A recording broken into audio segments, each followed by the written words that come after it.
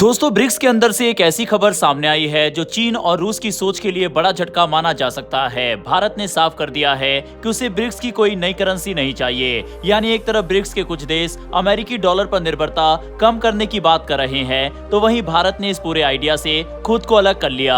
आखिर भारत ने ऐसा क्यों कहा? क्या भारत डॉलर को बचाना चाहता है या फिर इसके पीछे चीन से जुड़ी कोई बड़ी वजह है? इसके ऊपर आगे बात करेंगे। इसके अलावा ईरान ने सऊदी अरब, तुर्की और पाकिस्तान के नेक्सस की धज्जियां उड़ा दी है। यानी कि जो उम्मा नेटो बना था उसकी हवा निकल चुकी है। जानते हैं इन दोनों खबरों के बारे में इस वीडियो में डिटेल में। दरअसल भारत के वाणिज्य और उद्योग मंत्री पीयूष गोयल ने जयपुर में ब्रिक्स देशों के व्यापार और उद्योग मंत्रियों की बैठक के बाद भारत की स्थिति बिल्कुल साफ कर दी। उन्होंने कहा कि भारत ब्रिक्स करेंसी के पक्ष में नहीं है और ऐसी किसी योजना का समर्थन नहीं करता।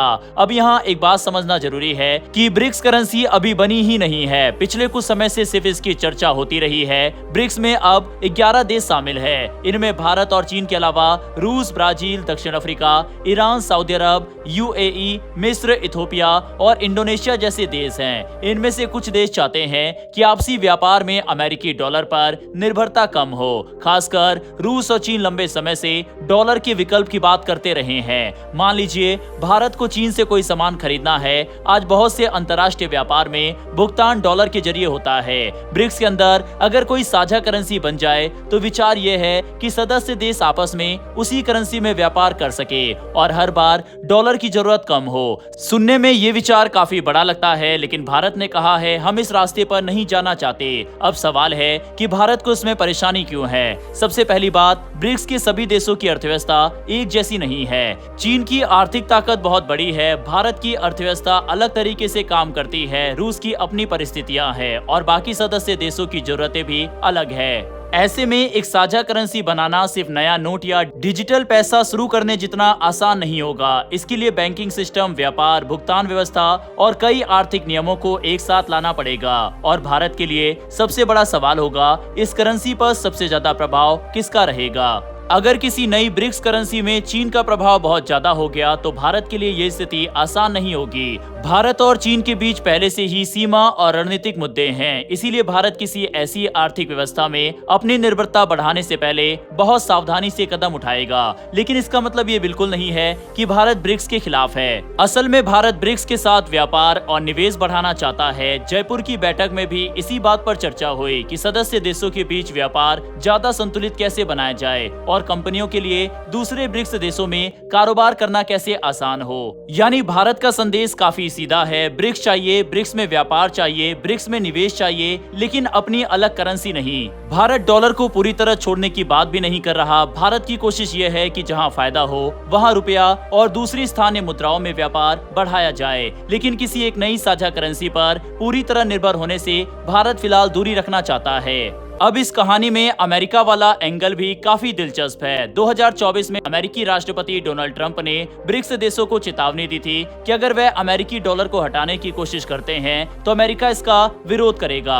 लेकिन भारत का मौजूदा फैसला अमेरिका के दबाव में लिया गया है, ऐसा कहना भी सही नहीं होगा। भारत का अपना आर्थिक हित सबसे महत्वपूर्ण है। भारत एक तरफ ब्रिक्स का सदस्य है और दूसरी तरफ अमेरिका, यूरोप और दुनिया के कई दूसरे देशों के साथ भी बड़े स्तर पर व्यापार करता है। इसीलिए भारत किसी एक खेमे में पूरी तरह जाने की बजाय अपने विकल्प खुले रखना चाहता है और यही इस खबर की सबसे महत्वपूर्ण बात है। ब्रिक्स के अंदर डॉलर के विकल्प की चर्चा चल रही है। चीन और रूस इसकी दिशा में आगे बढ़ना चाहते हैं, लेकिन भारत ने अभी साफ कह दिया है ब्रिक्स करेंसी के लिए भारत तैयार नहीं है। आने वाले समय में ये मुद्दा ब्रिक्स की बैठकों में फिर उठ सकता है, लेकिन फिलहाल भारत का स्टैंड बिल्कुल स्पष्ट है। आर्थिक सहयोग बढ़ाओ, व्यापार बढ़ाओ, निवेश बढ़ाओ, लेकिन भारत अपनी मुद्रा और आर्थिक फैसलों पर अपना नियंत्रण नहीं छोड़ेगा।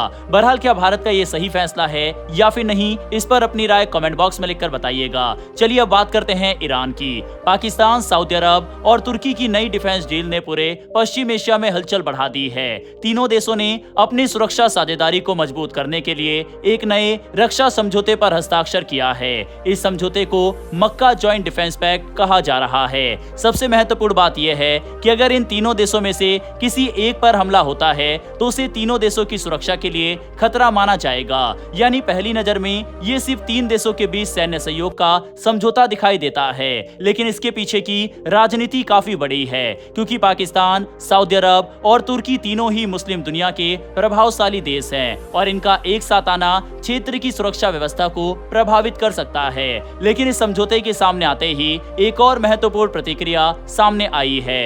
ईरान की तरफ से इस डील को लेकर सवाल उठाए गए हैं। ईरान और सऊदी अरब के बीच लंबे समय से क्षेत्रीय प्रभाव को लेकर तनाव रहा है। दोनों देशों के बीच धार्मिक और राजनीतिक मतभेद भी है। ईरानी अधिकारियों की तरफ से ये सवाल उठाया गया है कि क्या सिर्फ एक रक्षा समझौता किसी देश को पूरी तरह सुरक्षित कर सकता है। ईरान का इशारा साफ तौर पर सऊदी अरब की सुरक्षा नीति की तरफ माना जा रहा है, क्योंकि सऊदी अरब लंबे समय से अमेरिका और दूसरे देशों के साथ अपने रक्षा संबंधों पर काफी निर्भर रहा है। यही वजह है कि इस नए समझौते को सिर्फ पाकिस्तान, सऊदी अरब और तुर्की के बीच की डील मानना सही नहीं होगा। इसके पीछे ईरान की भूमिका और पूरे क्षेत्र में चल रही खींचतान को भी समझना जरूरी है। इस समय पश्चिम एशिया में पहले से ही कई मोर्चों पर तनाव चल रहा है।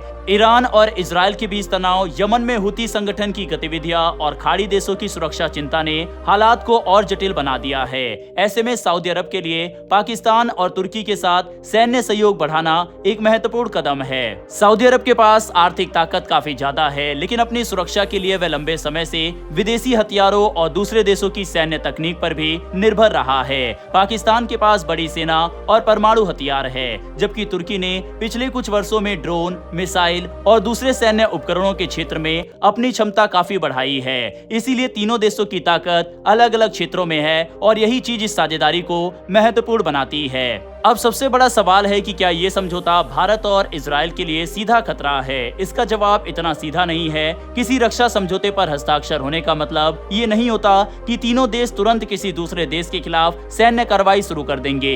असली ताकत इस बात पर निर्भर करती है कि समझौते के तहत तीनों देश एक दूसरे की मदद किस तरह और किस स्थिति में करेंगे। पाकिस्तान और सऊदी अरब के बीच पहले भी सुरक्षा सहयोग बढ़ाने को लेकर समझौते हुए हैं, लेकिन किसी भी समझौते की असली परीक्षा तब होती है जब वास्तव में कोई बड़ा संकट पैदा होता है। तुर्की की स्थिति भी काफी अलग है। तुर्की पहले से नेटो का सदस्य है और उसके पश्चिमी देशों के साथ भी रक्षा संबंध है, इसीलिए उसे एक साथ कई अलग अलग सुरक्षा समीकरणों को संभालना पड़ता है। दूसरी तरफ पाकिस्तान खुद कई सुरक्षा चुनौतियों का सामना कर रहा है। बलूचिस्तान, खैबर पख्तूनख्वा और अफगानिस्तान से जुड़े सुरक्षा मुद्दे उसके लिए बड़ी समस्या बने हुए हैं। ऐसे में पाकिस्तान के लिए किसी बड़े क्षेत्र सैन्य संघर्ष में सीधे शामिल होना आसान नहीं होगा। सऊदी अरब के लिए भी सबसे बड़ी प्राथमिकता अपनी सुरक्षा और आर्थिक विकास को बनाए रखना है। इसीलिए ये देखना महत्वपूर्ण होगा कि नया रक्षा समझौता सिर्फ सैन्य सहयोग तक सीमित रहता है या आने वाले समय में तीनों देशों के बीच संयुक्त सैन्य अभ्यास, हथियारों की खरीद और खुफिया जानकारी साझा करने जैसी गतिविधियां भी बढ़ती है। और यहीं इस पूरी डील का असली महत्व सामने आता है। अगर पाकिस्तान, सऊदी अरब और तुर्की लगातार अपनी सेनाओं के बीच सहयोग बढ़ाते हैं तो पश्चिम एशिया और आसपास के इलाकों में एक नया सुरक्षा समूह बन सकता है। दूसरी तरफ ईरान इस बदलाव को किस नजर से देखता है और वह इसके जवाब में क्या कदम उठाता है, ये भी काफी महत्वपूर्ण होगा। फिलहाल इतना साफ है कि मक्का डिफेंस पैक्ट ने क्षेत्र की राजनीति में एक नया समीकरण जरूर खड़ा कर दिया है, लेकिन इसे अभी से किसी नए युद्ध या किसी देश के खिलाफ सीधा सैन्य गठबंधन मान लेना जल्दबाजी होगा। बहरहाल दोस्तों, इन दोनों खबरों पर अपनी राय कमेंट बॉक्स में लिखकर बताइएगा। इन्फॉर्मेशन और वीडियो पसंद आई हो तो वीडियो को लाइक करके हमारी आने वाली डेली ऐसी वीडियो के लिए नीचे दिए गए सब्सक्राइब बटन को प्रेस कर बेल आइकन को जरूर दबा लें। फिर मिलेंगे ऐसी एक नई वीडियो के साथ। धन्यवाद। जय हिंद, जय भारत।